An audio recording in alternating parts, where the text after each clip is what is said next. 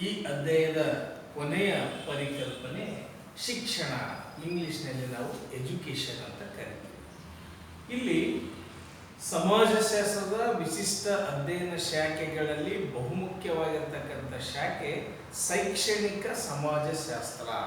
ಅಂದರೆ ಸಮಾಜಶಾಸ್ತ್ರದಲ್ಲಿ ಒಂದು ಶಿಕ್ಷಣದ ಒಂದು ಮಹತ್ವತೆ, ಅದರ ಒಂದು ಆಳತೆ ಅಥವಾ ವಿಸ್ತಾರತೆ, ಅದರ ಪ್ರಯೋಜನಗಳು, ಅದರ ಅನಿವಾರ್ಯ ಅಗತ್ಯತೆಗಳನ್ನು ಕುರಿತು ನಾವು ಅಧ್ಯಯನವನ್ನು ಮಾಡ್ತಾ ಇದ್ದೀವಿ. ಬಹುಮುಖ್ಯವಾಗಿ ಒಂದು ಸೊಸೈಟಿ ಇವತ್ತು ಮುಂದುವರಿಬೇಕಾದ್ರೆ ಅಥವಾ ಪರಿವರ್ತನೆ ಆಗಬೇಕು ಅಥವಾ ಪ್ರಗತಿ ಆಗಬೇಕು ಆದರೆ ಅದಕ್ಕೆ ವೈಜ್ಞಾನಿಕ ಮನೋಭಾವನೆಗಳು ಬೇಕು. ಆ ವೈಜ್ಞಾನಿಕ ಮತ್ತು ವೈಚಾರಿಕ ಮನೋಭಾವನೆಗಳು ಬರಬೇಕಾದ್ರೆ ಅದಕ್ಕೆ ಶಿಕ್ಷಣ ಎನ್ನುವಂಥದ್ದು ಅನಿವಾರ್ಯ. ಹೀಗಾಗಿ ಶಿಕ್ಷಣ ಎನ್ನುವಂಥದ್ದು ಮಾನವನ ಹುಟ್ಟಿನಿಂದ ಸಾವಿನವರೆಗೂ ಒಂದಲ್ಲ ಒಂದು ರೀತಿಯಲ್ಲಿ ನಾವು ಸದಾಕಾಲವೂ ಕಲಿಯುತ್ತಾ ಹೋಗ್ತಾ ಇದ್ದೀವಿ. ಆ ಮೂಲಕವಾಗಿ ನಾವು ಹೊಸ ಹೊಸ ವಿಷಯಗಳನ್ನು ಸೇರ್ಪಡೆ ಮಾಡ್ಕೊಳ್ತಾ ಇದ್ದೀವಿ. ಹಳೆಯ ವಿಚಾರಗಳನ್ನು ಅದಕ್ಕೆ ಪುನರ್ ವಿಮರ್ಶೆ ಮಾಡ್ತಾ ಹೋಗ್ತಾ ಇದ್ದೀವಿ. ಆ ಹಿನ್ನೆಲೆಯಲ್ಲಿ ಶಿಕ್ಷಣ ಎನ್ನುವಂಥದ್ದು ನಮ್ಮ ಮಾನವನ ಸರ್ವತೋಮುಖ ವಿಕಾಸಕ್ಕಾಗಿಯೇ ಬಹುಮುಖ್ಯವಾಗಿರ್ತಕ್ಕಂಥ ಒಂದು ಮಾಧ್ಯಮ. ಸೊ ಹೀಗಾಗಿ ಶಿಕ್ಷಣ ಎನ್ನುವಂಥದ್ದು ಒಂದು ವಿಶಿಷ್ಟವಾಗಿರ್ತಕ್ಕಂಥ ಒಂದು ಪರಿಕಲ್ಪನೆ ಮತ್ತು ಸಮಾಜದ ಅತ್ಯಂತ ಮೂಲಭೂತ ಚಟುವಟಿಕೆಗಳನ್ನು ನಿರ್ವಹಿಸ್ತಕ್ಕಂಥ ಒಂದು ಕಾರ್ಯಕ್ರಮ ಆಗಿದೆ. ವಿಶೇಷವಾಗಿ ಒಂದು ಯುವ ಪೀಳಿಗೆಗೆ ಒಂದು ಸಾಮಾಜಿಕರಣಗೊಳಿಸುವಂತ ಒಂದು ಜವಾಬ್ದಾರಿಯನ್ನ ಶಿಕ್ಷಣ ಎನ್ನುವಂಥದ್ದು ಹೊತ್ತುಕೊಂಡಿದೆ. ಹೀಗಾಗಿ ನಮಗೆ ಒಂದು ಸಹಬಾಳ್ವೆಯನ್ನ, ಅಂದ್ರೆ ಶಿಕ್ಷಣ ಎನ್ನುವಂಥದ್ದು ಒಂದು ಕೃಷಿ, ವಿಜ್ಞಾನ, ವೈದ್ಯಕೀಯ, ತಾಂತ್ರಿಕತೆ, ಸಸ್ಯಶಾಸ್ತ್ರ, ಅರ್ಥಶಾಸ್ತ್ರ, ತತ್ವಶಾಸ್ತ್ರ, ಹಾಗೆಯೇ ಅನೇಕ ವಿಷಯಗಳನ್ನ ನಮಗೆ ತಿಳಿಸುವಂಥದ್ದು, ಸಮಾಜದಲ್ಲಿ ಇರುವಂತ ಇವೆಲ್ಲ ಕ್ಷೇತ್ರಗಳ ಒಂದು ಪರಿಚಯವನ್ನ, ಒಂದು ಅನಿವಾರ್ಯತೆಯನ್ನ, ಒಂದು ಅಗತ್ಯತೆಯನ್ನು ಕುರಿತು ತಿಳಿಸುವಂತ ಒಂದು ವಿಶಿಷ್ಟ ಪರಿಕಲ್ಪನೆ ಶಿಕ್ಷಣ.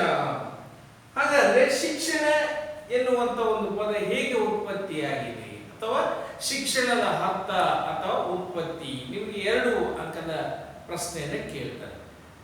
ಇಲ್ಲಿ ಶಿಕ್ಷಣ ಎಂಬ ಪದವು ಎಜುಕೇಶನ್ ಎಂಬ ಇಂಗ್ಲಿಷ್ ಪದದ ಅನುವಾದ. ಎಜುಕೇಶನ್ ಎಂಬ ಪದವು ಲ್ಯಾಟಿನ್ ಭಾಷೆ ಎಜುಕೇಟ್ ಎಂಬ ಪದದಿಂದ ಉತ್ಪತ್ತಿಯಾಗಿದೆ. ಇಲ್ಲಿ ಎಜುಕೇಟ್ ಅಂದ್ರೆ ಟು ಬ್ರಿಂಗ್ ಅಪ್, ಅಂದ್ರೆ ಬೆಳೆಸು ಅಥವಾ ಮೇಲೆತ್ತು, ಮೇಲೆ ಕೊಂಡೊಯ್ಯಿ ಅಂತ ಇದರ ಅರ್ಥ. ಅಂದ್ರೆ ಮನುಷ್ಯನ ಭಾವನೆಗಳನ್ನ ಎತ್ತರಕ್ಕೆ ಕೊಂಡೊಯ್ಯುವುದು ಅಥವಾ ಮನುಷ್ಯನ ಒಂದು ಒಳಗಡೆ ಇರ್ತಕ್ಕಂಥ ಒಂದು ಅಂತಃಶಕ್ತಿಯನ್ನ ಎತ್ತರಿಸುವಂತ ಒಂದು ವಿಶಿಷ್ಟ ಬಗೆಯನ್ನ, ಒಂದು ಜ್ಞಾನವನ್ನ, ಅಂದ್ರೆ ಒಂದು ಜ್ಞಾನ ಭಂಡಾರವನ್ನ ಕಲಿಸಿ ನಮ್ಮ ಭವಿಷ್ಯವನ್ನ ಸಮರ್ಪಕವಾಗಿ ಎದುರಿಸಲಿಕ್ಕೆ ಇರುವಂತ ಒಂದು ಬಹುಮುಖ್ಯ ಶಾಖೆ ಶಿಕ್ಷಣ. ಹೀಗಾಗಿ ಶಿಕ್ಷಣ ಎನ್ನುವಂಥದ್ದು ಒಂದು ಬಹು ವಿಶಿಷ್ಟ. ಹಾಗಾದ್ರೆ ಶಿಕ್ಷಣದ ಬಗ್ಗೆ ಕೆಲವು ವ್ಯಾಖ್ಯಾನಕಾರರನ್ನು ನಾವು ನೋಡ್ತೀವಿ. ಅಲ್ಲಿ ವಿಶೇಷವಾಗಿ ಖ್ಯಾತ ಸಮಾಜಶಾಸ್ತ್ರಜ್ಞ ಎಮಿಲಿ ಡರ್ಕಿಮ್ ಅವರು ಏನ್ ಹೇಳ್ತಾರೆ ಅಂತಂದ್ರೆ, ಯುವ ಪೀಳಿಗೆಯನ್ನು ಸಾಮಾಜಿಕರಣಗೊಳಿಸುವ, ಸಾಮಾಜಿಕರಣ ಅಂದ್ರೆ ಜೈವಿಕ ಜೀವಿಯನ್ನ ಸಾಮಾಜಿಕ ಜೀವಿಯನ್ನಾಗಿ ಪರಿವರ್ತಿಸುವುದು. ಸೊ ಅಂತ ಸಂದರ್ಭದಲ್ಲಿ ನಮಗೆ ಒಂದು ನಿರಂತರವಾಗಿರ್ತಕ್ಕಂಥ ಒಂದು ಪ್ರಕ್ರಿಯೆ, ನಿರಂತರ ಒಂದು ಪ್ರೋಸೆಸ್, ಹಾಗೆಯೇ ಆಲೋಚನೆ, ಭಾವನೆ ಮತ್ತು ಕ್ರಿಯೆಯನ್ನ ಬೆಳೆಸ್ತಕ್ಕಂಥದ್ದೇ ಒಂದು ಶಿಕ್ಷಣ. ಅಂದ್ರೆ ಅಲ್ಲಿ ವಿಶೇಷವಾಗಿ ಆ ತರದ ಒಂದು ಶೈಕ್ಷಣಿಕ ಚಟುವಟಿಕೆ, ಆ ಮೂಲಕವಾಗಿಯೇ ನಮಗೆ ಒಂದು ಆಲೋಚನೆಗಳನ್ನ, ಭಾವನೆಗಳನ್ನ ಮತ್ತು ಕ್ರಿಯೇಟಿವಿಟಿಯನ್ನ ಅದು ಕಲಿಸ್ತಕ್ಕಂಥದ್ದು ಯಾವುದು ಅಂತಂದ್ರೆ ಶಿಕ್ಷಣ. ಹಾಗಾಗಿ ಶಿಕ್ಷಣ ಎನ್ನುವಂಥದ್ದು ಒಂದು ಸಾಮಾಜಿಕರಣದ ಒಂದು ಮಾರ್ಗದರ್ಶನ, ಒಂದು ದಿಕ್ಸೂಚಿ ಅಂತ ಕರೀತಾರೆ. ಹಾಗೆಯೇ ಡಬ್ಲ್ಯೂ ಜಿ ಸಮ್ನರ್ ಖ್ಯಾತ ಸಮಾಜಶಾಸ್ತ್ರಜ್ಞರು ಇವ್ರು ಏನ್ ಹೇಳ್ತಾರೆ ಅಂತಂದ್ರೆ, ಶಿಕ್ಷಣವು ಮಕ್ಕಳಿಗೆ ಸಮುದಾಯದ ನೀತಿ ನಿಯಮಗಳನ್ನು ವರ್ಗಾಯಿಸುವ ಕ್ರಿಯೆ.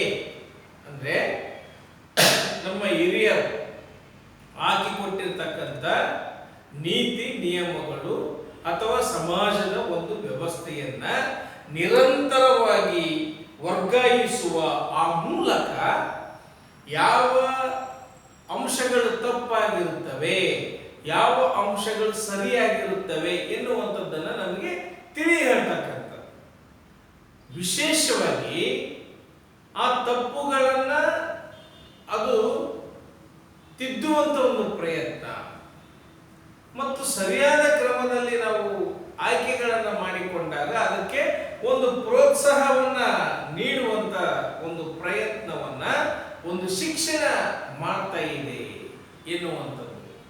ಹಾಗಾದ್ರೆ A.W. ಗ್ರೀನ್ ಏನ್ ಹೇಳ್ತಾರಂತಂದ್ರೆ, ಒಂದು ಯುವ ಪೀಳಿಗೆಗೆ ಒಂದು ಪ್ರಜ್ಞಾಪೂರ್ವಕವಾಗಿರ್ತಕ್ಕಂಥ ಒಂದು ಪಾತ್ರಗಳನ್ನ, ವಿಶೇಷವಾಗಿ ವಯಸ್ಕರಿಗೆ ಒಂದು ಸೊಸೈಟಿಯಲ್ಲಿ ಯುವಕರು ಯಾವ ರೀತಿಯ ಪಾತ್ರಗಳನ್ನ ನಿರ್ವಹಿಸಬೇಕು, ಯಾವ ರೀತಿಯ ಪಾತ್ರಗಳನ್ನು ನಿರ್ವಹಿಸಿದರೆ ಸೊಸೈಟಿ ಒಂದು ಆರೋಗ್ಯಕರವಾಗಿರ್ಲಿಕ್ಕೆ ಸಾಧ್ಯ ಎನ್ನುವಂಥದ್ದನ್ನ ಹೇಳ್ಕೊಡ್ತಕ್ಕಂಥದ್ದೇ ಶಿಕ್ಷಣ. ಹೀಗಾಗಿ ಶಿಕ್ಷಣ ಎನ್ನುವಂಥದ್ದು ಕತ್ತಲಿನಿಂದ ಬೆಳಕಿನತ್ತ ಸಾಗುವಂತ ಒಂದು ಪ್ರಕ್ರಿಯೆ. ನಮ್ಮಲ್ಲಿ ಅಡಗಿರ್ತಕ್ಕಂಥ ಅನೇಕ ಜ್ಞಾನಗಳನ್ನ ಅಥವಾ ಶಕ್ತಿಯನ್ನ ಆಚೆ ಎಳಿತಕ್ಕಂಥದ್ದು ಶಿಕ್ಷಣ. ಆಗಿನ ಶಿಕ್ಷಣ ಎನ್ನುವಂಥದ್ದು ನಮಗೆ ವಿಶಾಲವಾಗಿರ್ತಕ್ಕಂಥ ಒಂದು ಮನೋಭಾವನೆಯನ್ನು ಬೆಳೆಸುವಂಥದ್ದು ಕೂಡ ಶಿಕ್ಷಣ. ಹೀಗಾಗಿ ಶಿಕ್ಷಣ ಎನ್ನುವಂಥದ್ದು ಒಂದು ಬಹುಮುಖ್ಯವಾಗಿರ್ತಕ್ಕಂಥ ಒಂದು ಪರಿಕಲ್ಪನೆ. ಹಾಗಾದ್ರೆ ಶಿಕ್ಷಣದ ಕಾರ್ಯಗಳು, ಶಿಕ್ಷಣ ಎನ್ನುವಂಥದ್ದು ಯಾವ ಯಾವ ಕಾರ್ಯಗಳನ್ನ ನಿರ್ವಹಿಸ್ತಾ ಇದೆ ಎನ್ನುವಂಥದ್ದನ್ನು ನಾವಿಲ್ಲಿ ನೋಡಬಹುದು. ಉದಾಹರಣೆಗೆ ಬಹುಮುಖ್ಯವಾಗಿ 3 ಕಾರ್ಯಗಳು: ಸಂರಕ್ಷಣಾತ್ಮಕ ಕಾರ್ಯಗಳು, ಪಾತ್ರ ನಿರ್ವಹಣಾ ಕಾರ್ಯಗಳು, ಸುಧಾರಣಾತ್ಮಕ ಕಾರ್ಯಗಳು ಅಂತ ಇದರ ಅರ್ಥ.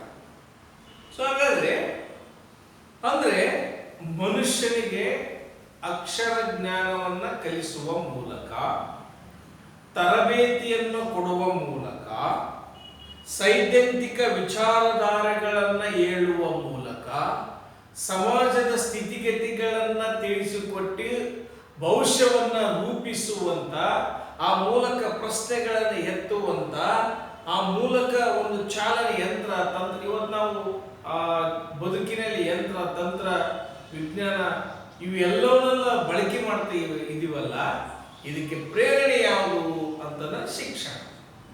ನಾವು ಶಿಕ್ಷಣ ಕಲಿತಿರುವ ಕಾರಣಕ್ಕಾಗಿಯೇ ಹೊಸ ಹೊಸ ಯಂತ್ರಗಳು, ಹೊಸ ಹೊಸ ತಂತ್ರಗಳು, ಹೊಸ ತರದ ಒಂದು ಪ್ರಯೋಗಗಳು, ಹಾಗೆಯೇ ಅನೇಕ ಒಂದು ಆವಿಷ್ಕಾರಗಳು, ವಿಚಾರಧಾರೆಗಳು, ಸೈದ್ಧಾಂತಿಕತೆಗಳು, ಹೊಸ ಜ್ಞಾನದ ಒಂದು ಅನಾವರಣವನ್ನು ನಾವು ಶಿಕ್ಷಣದಿಂದ ಕಾಣಲಿಕ್ಕೆ ಸಾಧ್ಯತೆ ಇದೆ.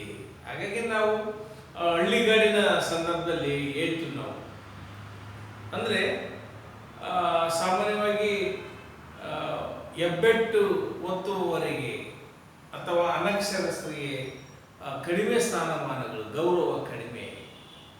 ಯಾಕೆಂದ್ರೆ ಅವನು ತನ್ನ ಬದುಕನ್ನ ಯಾವ ರೀತಿಯಾಗಿ ಸಮರ್ಥವಾಗಿ ನಿಭಾಯಿಸಿಕೊಂಡು ಹೋಗಬೇಕು, ತನ್ನ ಸವಾಲುಗಳನ್ನು ಹೇಗೆ ಎದುರಿಸಬೇಕು ಎನ್ನುವಂಥದ್ದು ಅವನಿಗೆ ಗೊತ್ತಾಗಲ್ಲ. ಹಾಗಾಗಿ ಇಲ್ಲಿ ಶಿಕ್ಷಣ ಎನ್ನುವಂಥದ್ದು ಎಲ್ಲಾ ಕ್ಷೇತ್ರದಲ್ಲಿ ಕೂಡ ತನ್ನ ಮಹತ್ವವನ್ನು ಎತ್ತಿ ತೋರಿಸಿರ್ತಕ್ಕಂಥ ಒಂದು ಬಹುಮುಖ್ಯ ಪರಿಕಲ್ಪನೆ. ಸೊ ಹಾಗಾದ್ರೆ ಮೊದಲನೇದಾಗಿ ಜೊತೆಗೆ ಶಿಕ್ಷಣ ಎನ್ನುವಂಥದ್ದು ಇವತ್ತು ನಮಗೆ ಸಾಕಷ್ಟು ರಾಜಕೀಯ ಜ್ಞಾನಗಳನ್ನ, ತಾಂತ್ರಿಕ ವಿಜ್ಞಾನ, ಅನೇಕ ತರದ ಜ್ಞಾನ ವಲಯಗಳ ಜೊತೆಗೆ ಒಂದು ದುಡಿಮೆಯ ಸಮೂಹವನ್ನ ಸೃಷ್ಟಿ ಮಾಡುವಂತ ಶಕ್ತಿ ಶಿಕ್ಷಣಕ್ಕಿದೆ. ನಾವಿವತ್ತು ಪ್ರತಿಯೊಂದು ಕ್ಷೇತ್ರದಲ್ಲಿ ಏನೇ ಕೆಲಸ ಕಾರ್ಯಗಳನ್ನ ಮಾಡಿದ್ರೆ ಅಲ್ಲಿ ಕೇಳುವಂಥದ್ದು ಒಂದೇ, ನೀನು ಏನನ್ನ ಕಲಿತಿದ್ದೀಯಾ, ಯಾವ ತರಬೇತಿಯನ್ನ ಪಡೆದಿದ್ದೀಯಾ, ಯಾವ ಕೋರ್ಸ್ ಅನ್ನ ಓದಿದ್ದೀಯಾ. ಇದರ ಅರ್ಥ ಒಂದು ದುಡಿಮೆಯ ಒಂದು ರಹದಾರಿಯನ್ನ ತೋರಿಸುವಂಥದ್ದು ಶಿಕ್ಷಣ. ಸೊ ಹಾಗಾಗಿ ಇಲ್ಲಿ ಆ ಮೂಲಕ ನಮಗೆ ಒಂದು ಹೊಣೆಗಾರಿಕೆಯನ್ನ ಮತ್ತು ಕಾರ್ಯನಿರ್ವಾಹಕಗಳನ್ನ ತಿಳಿಸುವಂಥದ್ದು ಶಿಕ್ಷಣ. ಅದರಲ್ಲಿ ಒಂದೇದು ಕಾರ್ಯ ಸಂರಕ್ಷಣಾತ್ಮಕ ಕಾರ್ಯಗಳು ಅಂತ ಕರೀತಾರೆ. ಸಂರಕ್ಷಣೆ ಅಂತಂದ್ರೆ ದೀನ ದುರ್ಬಲರನ್ನ ಅಥವಾ ಇಲ್ಲಿ ಗುರು ಹಿರಿಯರು ಅಥವಾ ಯುವಕರು ಹಿರಿಯರನ್ನ ಹೇಗೆ ಗೌರವಿಸಬೇಕು. ಕಾರಣ ಯಾಕೆ ಅಂತಂದ್ರೆ ನಮ್ಮ ಕುಟುಂಬದಲ್ಲಿ ಹೇಳ್ಕೊಡ್ತಾರೆ. ಆ ಕುಟುಂಬದಲ್ಲಿ ಏನ್ ಹೇಳ್ಕೊಡ್ತಾರೆ? ಅಕ್ಷರ ಜ್ಞಾನವನ್ನ, ಮಾತುಗಳನ್ನ, ಮಾತೃಭಾಷೆಯನ್ನ, ಸಂಬಂಧಿಕರನ್ನ ಮತ್ತು ಹೇಗೆ ವರ್ತಿಸಬೇಕು, ಇದೆಲ್ಲ ಶಿಕ್ಷಣದಿಂದ ಬರ್ತಕ್ಕಂಥ. ಆ ಮೂಲಕವಾಗಿನೇ ನಮಗೆ ಒಂದು ಮನುಷ್ಯನಿಗೆ ಬೇಕಾಗಬಹುದಾದಂಥ ಆಹಾರ, ವಸತಿ ಮತ್ತು ಸಂರಕ್ಷಣೆ, ಮಕ್ಕಳ ಲಾಲನೆ, ಪಾಲನೆ ಮತ್ತು ನೈರ್ಮಲ್ಯತೆ, ಆರೋಗ್ಯ, ನಮ್ಮ ಸುತ್ತಮುತ್ತಲು ಇರತಕ್ಕಂಥ ಒಂದು ಮರಗಳನ್ನು, ಔಷಧಿ ಸಸ್ಯಗಳನ್ನು, ಭೌತಿಕ ಸಂಪತ್ತುಗಳನ್ನು ಸಂರಕ್ಷಣೆ ಮಾಡಿ ಮತ್ತಷ್ಟು ಅವನ್ನ ಸೃಷ್ಟಿಸುವುದು. ಆ ಮೂಲಕವಾಗಿನೇ ಅನೇಕ ಸಂಪತ್ತುಗಳು ಹಿರಿಯರು ಯುವ ಪೀಳಿಗೆಗೆ ಒಂದು ಮಾಡತಕ್ಕಂಥ ಒಂದು ಪ್ರಯತ್ನ. ಇಲ್ಲಿ ಶಿಕ್ಷಣ ಎನ್ನುವಂಥದ್ದು ಒಂದು ಸಂರಕ್ಷಣಾತ್ಮಕ ಕಾರ್ಯ. ಆ ಮೂಲಕವಾಗಿನೇ ಒಂದು ಸಾಮಾಜಿಕ ಮೌಲ್ಯಗಳನ್ನ ಮತ್ತು ಜೀವನ ಶೈಲಿಗಳನ್ನ, ಹಾಗೆಯೇ ನಮ್ಮ ಭವ್ಯ ಪರಂಪರೆಯನ್ನ ಒಂದು ಸಂರಕ್ಷಿಸುವ, ಆ ಜೊತೆಗೆ ಒಂದು ಕಾನೂನು, ಆರ್ಥಿಕ ಬೇಡಿಕೆಗಳು, ಧಾರ್ಮಿಕ ಬೇಡಿಕೆಗಳು, ನೈಪುಣ್ಯತೆ, ಹೀಗೆ ರಾಜಕೀಯ, ಕಾನೂನು ಪಾಲನೆ, ಆರೋಗ್ಯ, ಸಾಮಾಜಿಕ ಸ್ತರ ವಿನ್ಯಾಸ. ಸೊ ಆ ಮೂಲಕವಾಗಿನ ಸಂರಕ್ಷಣೆ ಅಂದ್ರೆ ನಮ್ಮ ಸುತ್ತಮುತ್ತಲೇ ಇರುವಂತ ಭೌತಿಕ ಸಂಪತ್ತಿನ ಸಂರಕ್ಷಣೆ ಜೊತೆಗೆ ನಮಗೆ ಬೇಕಾಗಬಹುದಾದ ಬೇಡಿಕೆಗಳನ್ನು ಉತ್ಪಾದಿಸುವ ಜೊತೆಗೆ ನಮ್ಮ ಕುಟುಂಬದ ಸದಸ್ಯರನ್ನ ಸಂರಕ್ಷಣೆ ಮಾಡುವಂಥದ್ದು ಕೂಡ ಶಿಕ್ಷಣದಿಂದ ಸಾಧ್ಯತೆ ಇದೆ. ಹಾಗಾಗಿ ಅನೇಕ ಸಿದ್ಧಾಂತಗಳು, ಹೊಸ ಸಿದ್ಧಾಂತಗಳು ಸೃಜಿಸುವಂತ, ಹಳೆ ಸಿದ್ಧಾಂತಕ್ಕೆ ಒಂದು ಪುನರ್ ಅದನ್ನ ನವೀಕರಿಸಬಹುದಾದಂತ ಒಂದು ಜ್ಞಾನವನ್ನ ಹೆಚ್ಚಿಸುವಂತ ಒಂದು ವ್ಯವಸ್ಥೆ ಇಲ್ಲಿ ಸಂರಕ್ಷಣಾತ್ಮಕ ಕಾರ್ಯಗಳು ಅಂತ ಕರೀತಾರೆ. ತದನಂತರ ಪಾತ್ರ ನಿರ್ವಹಣೆಯ ಕಾರ್ಯಗಳು ಅಂತ ಕರೀತಾರೆ. ಪಾತ್ರವನ್ನ ಹೇಗೆ ನಿರ್ವಹಿಸಬೇಕು ಅಂದ್ರೆ ಸಮಾಜದಲ್ಲಿ ಪ್ರತಿಯೊಬ್ಬರೂ ಕೂಡ ಅಥವಾ ಸಮಾಜದ ಪ್ರತಿಯೊಬ್ಬ ಸದಸ್ಯನೂ ಕೂಡ ಒಂದಲ್ಲ ಒಂದು ಪಾತ್ರವನ್ನ ಅಥವಾ ಒಬ್ಬ ಸದಸ್ಯ ಹಲವಾರು ಪಾತ್ರಗಳನ್ನು ನಿರ್ವಹಿಸ್ತಕ್ಕಂಥದ್ದು ಅನಿವಾರ್ಯ.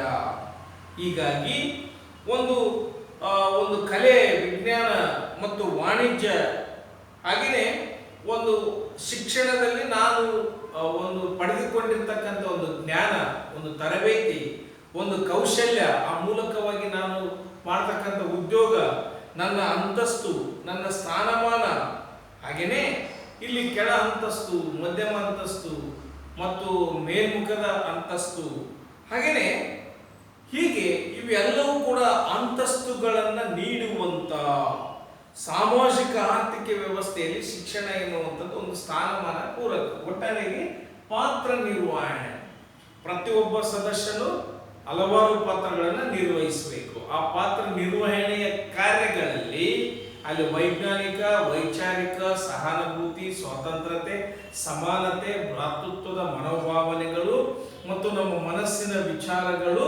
ವಿಶಾಲವಾಗಿ ಇರುವಂಥದ್ದು. ಆ ಮೂಲಕವಾಗಿನೇ ಅಂತಸ್ತನ್ನ ಪಡಿತಕ್ಕಂಥದ್ದು. ಅದೇ ಕಾರಣಕ್ಕಾಗಿನೇ ಅದರ ಮೌಲ್ಯ ಅಂದ್ರೆ ಶಿಕ್ಷಣದ ಮೌಲ್ಯ ಎಷ್ಟು ಮಟ್ಟಿಗೆ ಎತ್ತಿ ತೋರಿಸಿದ್ದಾರೆ ದಾರ್ಶನಿಕರು ಅಂದ್ರೆ ಅಲ್ಲಿ ವಿಶೇಷವಾಗಿ ಪ್ಲೇಟೋ, ಗಾಂಧಿ, ವಿವೇಕಾನಂದ, ರಾಧಾಕೃಷ್ಣನ್, ಹಾಗೆಯೇ ಅಂಬೇಡ್ಕರ್, ಹೀಗೆ ಒಂದು ಸಾಂಪ್ರದಾಯಿಕ ಹಿನ್ನೆಲೆಯಲ್ಲಿ ಒಂದು ಸಮಾಜದ ಒಂದು ಪರಂಪರೆಯನ್ನ, ಆ ಮೂಲಕವಾಗಿ ಶಿಕ್ಷಣದ ಉದ್ದೇಶ ಒಂದು ರಾಜಕೀಯ ಆರ್ಥಿಕ ಶಕ್ತಿಯನ್ನ ನಿರ್ಧರಿಸತಕ್ಕಂಥ ಒಂದು ಪ್ರಕ್ರಿಯೆ.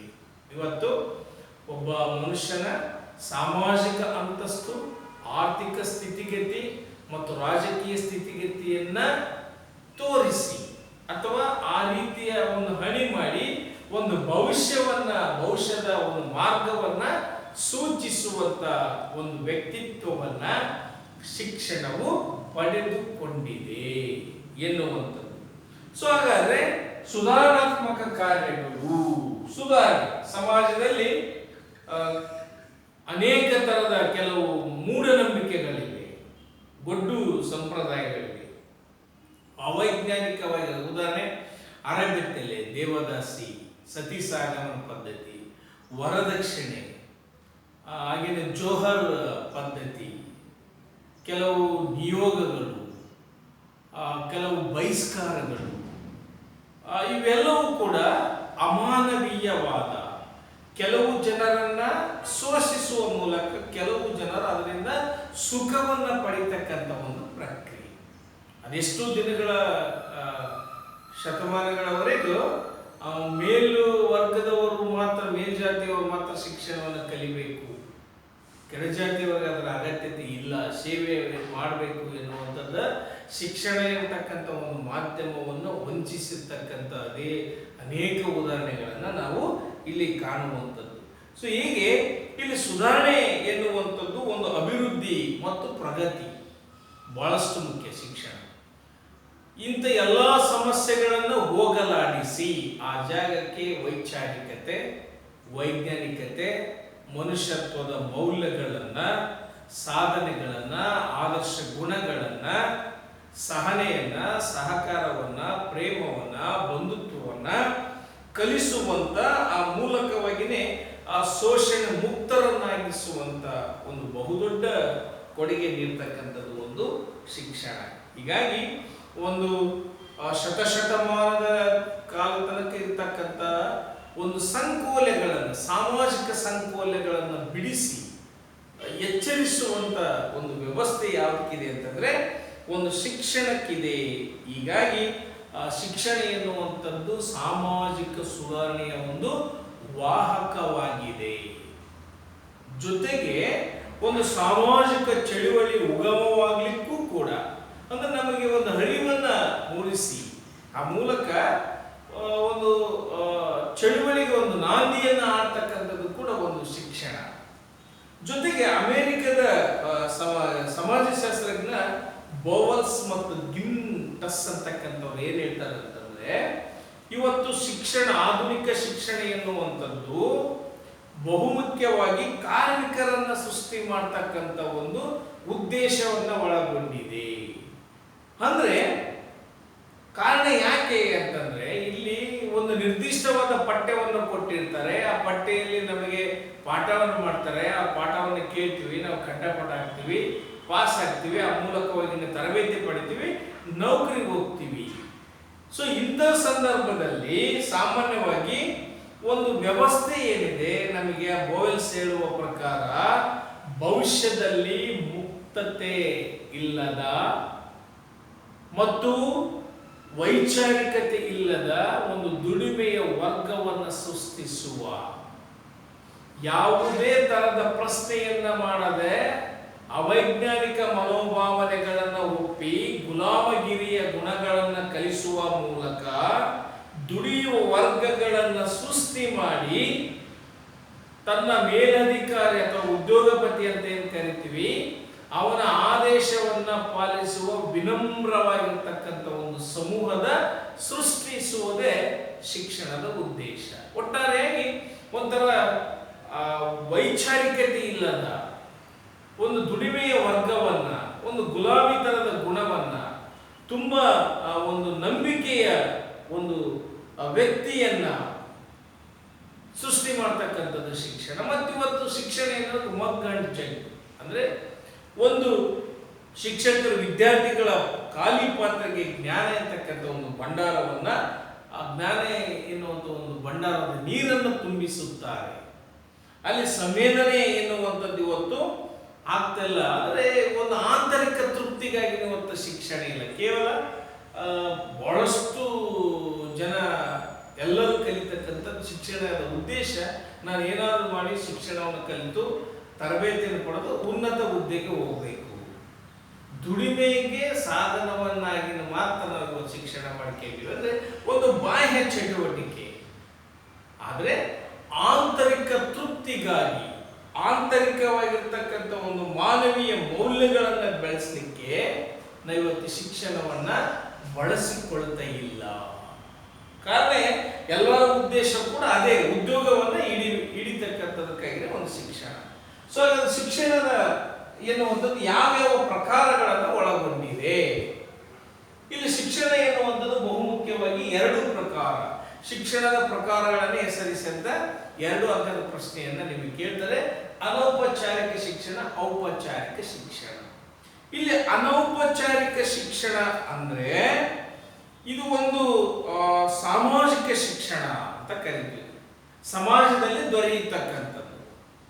ಹೇಗೆ ಅಂತಂದ್ರೆ ಇಲ್ಲಿ ತಂದೆ ತಾಯಿಯ ಮೂಲಕ, ಅಣ್ಣರ ಮೂಲಕ, ಸಮವಯಸ್ಕರ ಮೂಲಕ, ಗೆಳೆಯರ ಮೂಲಕ, ನೆರೆಹೊರೆಯವರ ಮೂಲಕ, ಅಂದ್ರೆ ಹುಟ್ಟಿನಿಂದ ಚಟ್ಟೆತ್ತ ತನಕ ಒಂದಲ್ಲ ಒಂದು ರೀತಿಯಾಗಿರ್ತಕ್ಕಂಥ ಒಂದು ಶಿಕ್ಷಣವನ್ನ ನಾವು ಕಲಿತೀವಿ.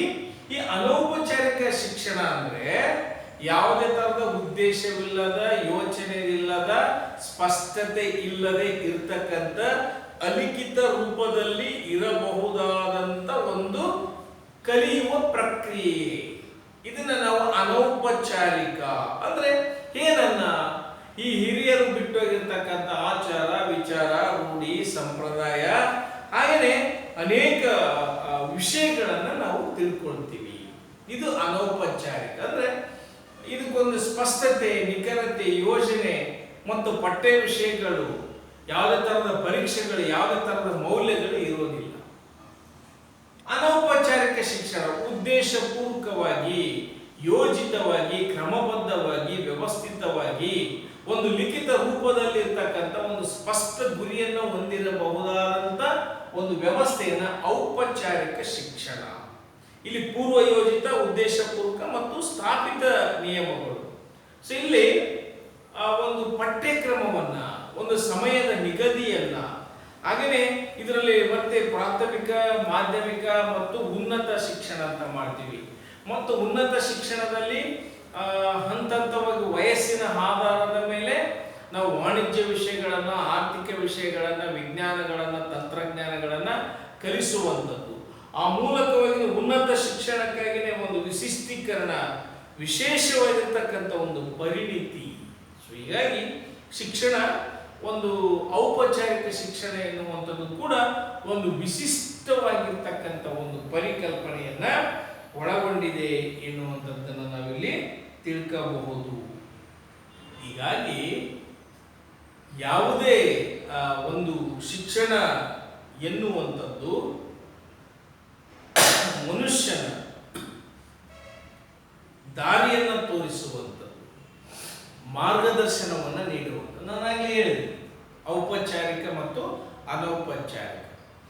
ಇಲ್ಲಿ ಒಂದು ಸ್ಪಷ್ಟ, ಕ್ರಮಬದ್ಧ, ಯೋಜಿತ, ನಿರ್ದಿಷ್ಟ ಗುರಿ ಮತ್ತು ಸಮಯ ಮತ್ತು ಪಠ್ಯಕ್ರಮ, 4 ಗೋಡೆಯ ಮಧ್ಯದ ಒಳಗಡೆನ ಕೂತ್ಕೊಂಡು, 4 ಗೋಡೆಯ ಒಳಗಡೆನ ಕೂತ್ಕೊಂಡು ಶಿಕ್ಷಕರು ಬೋಧಿಸುವಂತ ಪಾಠವನ್ನು ನಾವು ಕೇಳ್ತೀವಿ.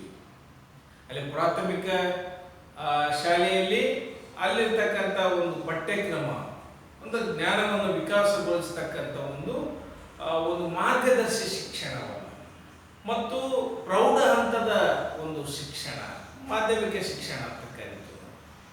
ಹಾಗೆಯೇ ಉನ್ನತ ಶಿಕ್ಷಣ, ಉನ್ನತ ಮೌಲ್ಯಗಳನ್ನು, ಸಿದ್ಧಾಂತಗಳನ್ನು ಮತ್ತು ವಿಶಿಷ್ಟೀಕರಿಸತಕ್ಕಂಥ ಒಂದು ಪ್ರಕ್ರಿಯೆಗಳನ್ನು ಆಲೋಚಿಸುವಂತ, ಅದರಲ್ಲಿ ಮತ್ತು ಸ್ಪೆಷಲೈಸೇಷನ್, ವಿಜ್ಞಾನ, ತಂತ್ರಜ್ಞಾನ, ವಾಣಿಜ್ಯ ವಿಷಯಗಳು, ತಾಂತ್ರಿಕ ವಿಷಯಗಳು, ಹೀಗೆ 10 ವಿಷಯಗಳನ್ನ ನಾವು ಕಾಣ್ತಾ ಇದ್ದೀವಿ.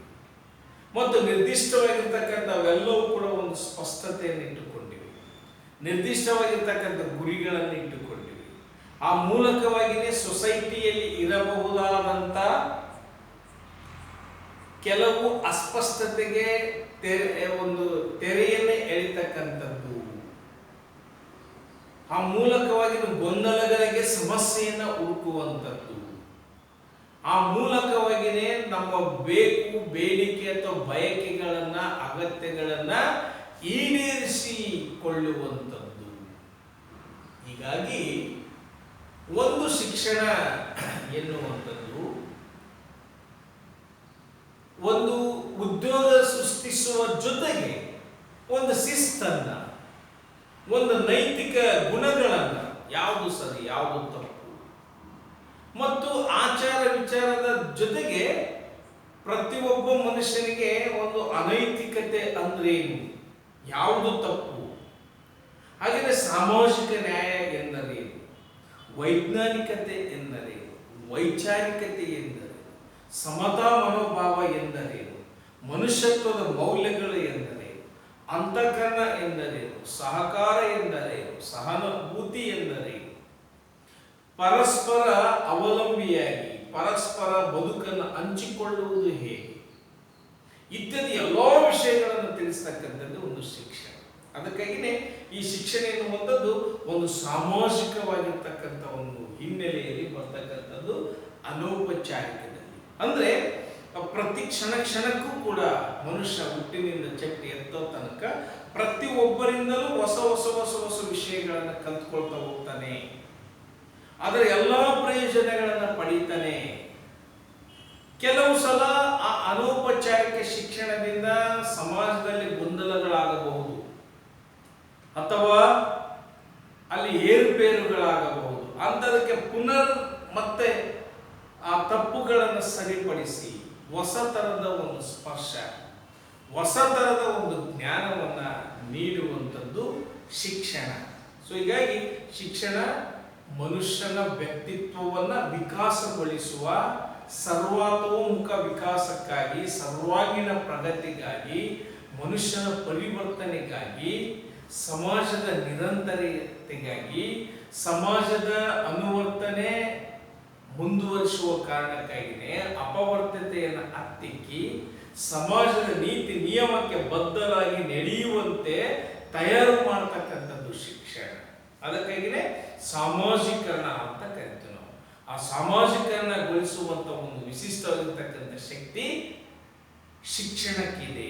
ಹಾಗಾಗಿ ಶಿಕ್ಷಣ ಎನ್ನುವಂಥದ್ದು ಬಹುಮುಖ್ಯವಾಗಿರ್ತಕ್ಕಂಥ ಒಂದು ಪರಿಕಲ್ಪನೆ.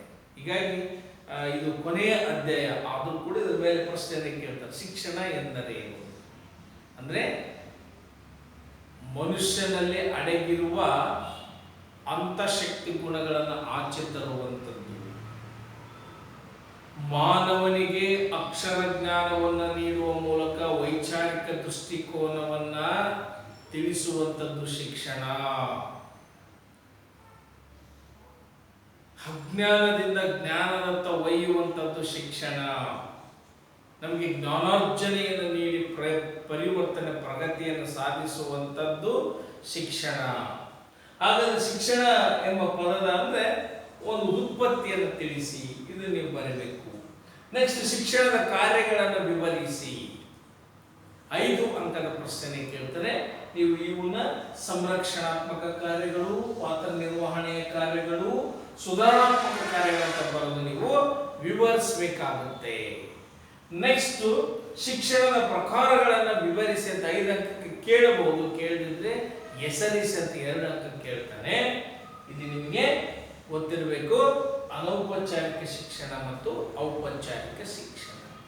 ಅದ್ರ ಜೊತೆಗೆ ಅನೌಪಚಾರಿಕ ಶಿಕ್ಷಣ ಎಂದರೇನು ಅಂತದನ್ನ ಕೇಳ್ತಾರೆ. ಇದು ಒಂದು ಸಾಮಾಜಿಕ ಶಿಕ್ಷಣವಾಗಿದ್ದು ಹುಟ್ಟಿನಿಂದ ಸಾವಿನವರೆಗೂ ಕಲಿಯುವಂಥ ಶಿಕ್ಷಣ. ಇದು ಉದ್ದೇಶಪೂರ್ವಕವಲ್ಲದ, ಯೋಜಿತವಲ್ಲದ, ಕ್ರಮಬದ್ಧವಲ್ಲದ ರೀತಿಯಲ್ಲಿ ಸಮಾಜದಲ್ಲಿ ಪ್ರತಿಯೊಬ್ಬರಿಂದಲೂ ಕೂಡ ನಾವು ಆಚಾರ ವಿಚಾರ ರೂಢಿ ಸಂಪ್ರದಾಯಗಳ ಮೂಲಕವಾಗಿಯೇ ಕಲಿಯುವಂಥದ್ದೇ ಶಿಕ್ಷಣ.